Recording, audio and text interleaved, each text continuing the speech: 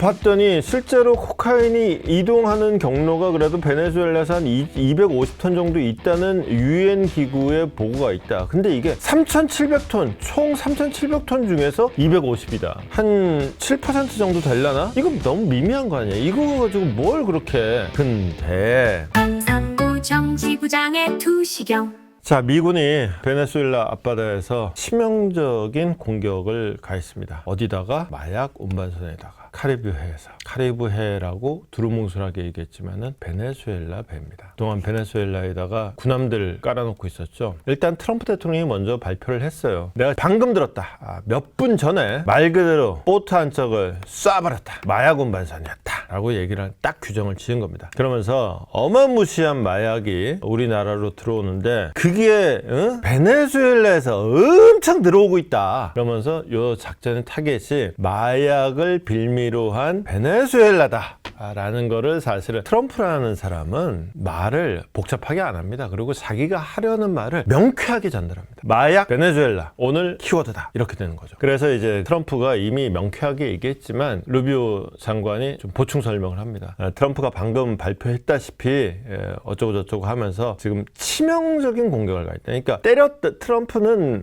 때렸다. 그야말로 이제 샷을 날렸다까지만 얘기했는데 그 앞에 샷이 치명적이었다라는 것도 했고 이게 마약 운반선이라는 얘기는 이미 했는데 공격의 목표가 우리는 지금 트럼프는 지금 베네수엘라가 목적이라는 걸 분명히 밝혔잖아요. 근데 국무장관은 그렇게 얘기하면은 복잡해지거든. 국무장관은 말을 이렇게 합니다. 마약 테러리스트다. 우리가 지금 목표로 하는 거는 베네수엘라가 아니다. 마약 테러리스트다 라고 규정하는 거예요. 참고로 지금 카리브해 그 베네수엘라 앞바다에는 미국이 군함 7척, 그 다음에 잠수함도 있고요. 그 다음에 정찰기도 있어요. 거의 전쟁을 치를 모든 준비를 맞춰 놓은 겁니다. 그 다음에 이제 전함 7척 중에는 그 항공모함이라는 개념이 사실은 이게 이동하는데 시간도 오래 걸리고 그다음 운용하는데 돈도 많이 들고 그래요. 그래서 실제로는 강습함이라는 개념으로 여기 저 헬기가 이착륙할 수 있는 것들이 있어요. 요게 실제로는 효용성은 더 많다 그러는데 이런 것도 같이 있어요. 그러면서 하는 얘기가 지금 한 4,000명, 4,500명 정도의 미군이 지금 그래서 파견이 돼 있는 상태란 말이에요. 그러면서 이걸 마약이라고 얘기했잖아. 그냥 마약 운반선 한 척을 때린 게 문제가 아니라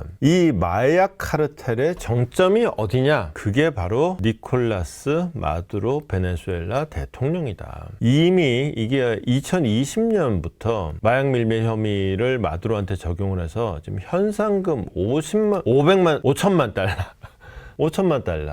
지금 걸려있는 상태입니다. 5천만 달러면은 좀 꽤 되네요. 5천만 달러.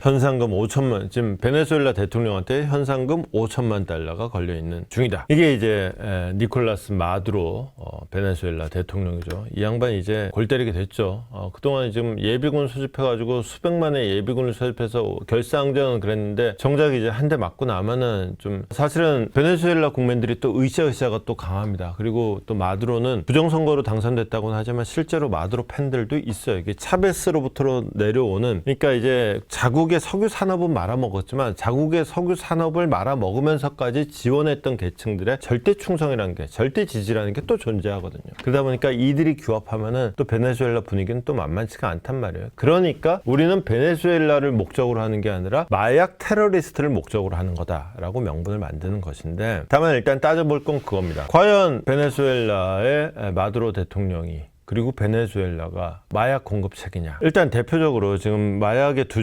전통적으로 이 마약이 약간 유행이 있어요. 1840년에 아편 전쟁 벌어질 때는 말 그대로 아편이죠. 이 대마입니다. 대마는 사실은 자연산 마약이고 요거 그 약하게 동네에서 자기 집 마당에 키워가지고 이렇게 많이 아플 때 살짝 진통제로 쓰기도 하고 그랬던 거예요. 사실은 이게 아편 전쟁도 일어나고 했지만은 사실은 제일 약한 거고, 이거 너무 약발이 약해, 좀 더 센 거 찾자. 그게 이제 코카인인 거예요. 그게 이제 한 1980년대부터 90년대까지 미국에서 유행을 하던, 그래서 이러면서 그 미국의 마약 문제가 본격적으로 하게 된 게 이게 코카인이죠. 근데 코카인이란 걸 봤더니 전 세계적으로 한 3,700톤 정도가 나오는데 그 중에서 2,500톤 콜롬비아에서 나온다. 베네수엘라는 생산국에 들어가지도 않더라. 에이? 뭐야? 거기다가 또 하나. 지금 이번에 카리브해에서 마약 운반선을 때렸다고 했는데 이 코카인 운반선은 대개가 태평양 쪽으로 올라가더라. 엥? 뭔 소리야? 이럴 때 우리가 지도를 한번 싹 보면은 이해가 됩니다. 자, 미국이 어디 있는지는 다 알고요. 멕시코 지나가지고 요 쫙 지나서 파나마 운하를 지나가지고 남미로 내려가면은 베네수엘라가 여기 있고요. 콜롬비아가 여기 있습니다. 그러니까 지금 이제 정확한 위치와 사상자 숫자를 발표를 안 했어요. 근데 카리브해라니까 여기가 카리브해잖아요. 그러니까 요 언저리 어디에서 마약 운반선을 때린 거예요. 근데 문제는 뭐다? 베네수엘라가 아니라 콜롬비아가 마약의 주산지이고 실제로 그 마약을 운반할 때는 태평양 쪽으로 올라가서 미국으로 가더라. 마약 운반선이 일로 안 가더라. 일로 가더라. 또 심지어는 정확히 말하면 이것까지는 뭐 우리가 굳이 알 필요는 없지만 콜롬비아는 마약의 생산지고요. 이게 미국으로 갖다 파는 재생산은 에콰도르에서 주로 해요. 에콰도르가 이제 그 한때 요즘에는 완전 최근에는 이게 또 낮아졌습니다. 근데 그 직전에 범죄율이 어마무시하게 높았던 적이 있거든요. 높아졌던 적이 있거든요. 그때가 뭐냐면 이 콜롬비아에서 만든 마약을 에콰도르에서 재가공해서 에콰도르에서 미국으로 갖고 가면서 여기에 마약 산업이 번창하면서 여기서 이제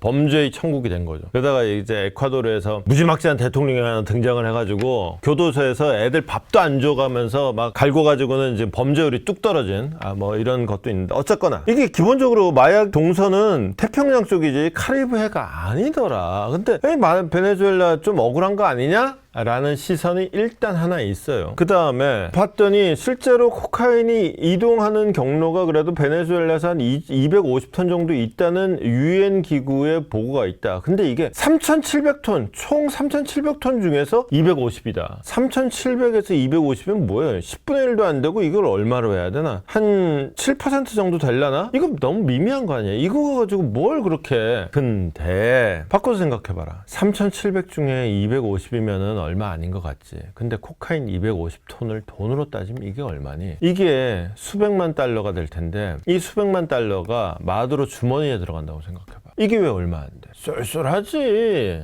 큰 돈이지.